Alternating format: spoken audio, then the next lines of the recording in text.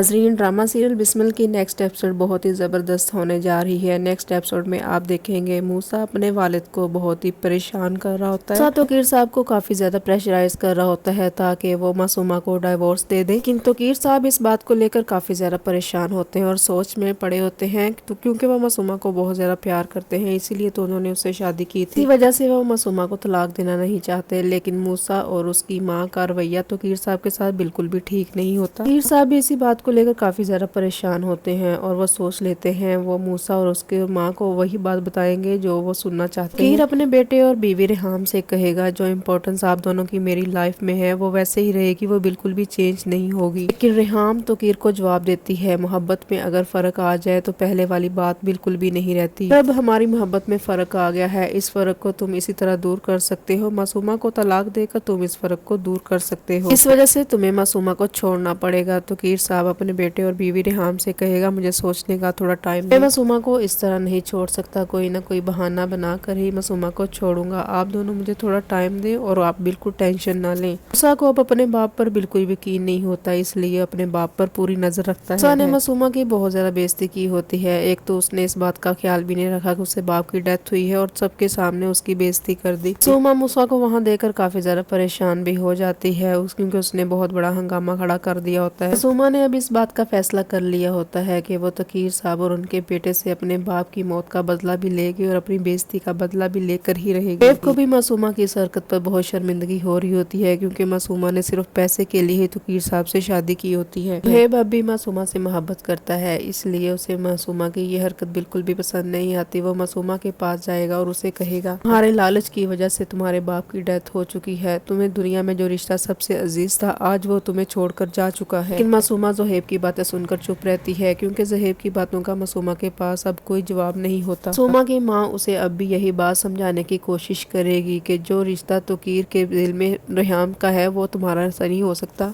तुम जितनी भी कोशिश कर लो लेकिन तोकीर साहब अब तुमसे दोबारा कभी मिलने नहीं आएंगे, ये बात अपने दिमाग से तुम निकाल दो। मासूमा भी बहुत चालाक होती है, वो अपनी माँ से कहेगी मैं ऐसी चाल चलूंगी कि तोकीर साहब खुद चल कर मेरे पास आएंगे। मासूमा फिर ऐसे ही करेगी, वो तोकीर साहब को कॉल करेगी और उनको इमोशनल ब्लैकमेल करेगी। मासूमा बात करते हुए बहुत रोएगी, उनको इस बात का एहसास चलाएगी कि मेरे वाले साहब की डेथ होगी लेकिन आपने एक दफा भी पीछे मुड़कर मेरी तरफ नहीं देखा, आपने एक दफा भी मेरा हाल नहीं पूछा, मैं भी आपकी बीवी हूँ, मैं भी आपकी इज्जत हूँ, लेकिन मेरे साथ आपने ऐसा क्यों किया। तोकीर साहब मासूमा की ये बातें सुनकर सोच में पड़ जाएंगे और उनको ख्याल आएगा कि मुझे मासूमा के पास जाना चाहिए, मुझे इस हाल में उनको अकेला नहीं छोड़ना चाहिए था। मासूमा काफी लंबा चौड़ा ड्रामा करेगी कि आपको मुझे अकेला नहीं छोड़ना चाहिए था, आपको मेरे पास आना चाहिए था। तोकीर साहब मासूमा की ये बात सुनकर फौरी उससे मिलने के लिए चले जाएंगे। जैसे ही वो मासूमा से मिलने जाएंगे तो मूसा भी उनको खड़ा देख रहा होगा। मूसा की उनके अपने बाप पर पूरी नजर रखी होती है कि वो किस टाइम कहाँ जाते हैं। अगर आप सबको मेरी वीडियो अच्छी लगी हो तो मेरे चैनल पर आने वाले नए लोग मेरे चैनल को सब्सक्राइब करना ना भूलें और बेल आइकन के बटन को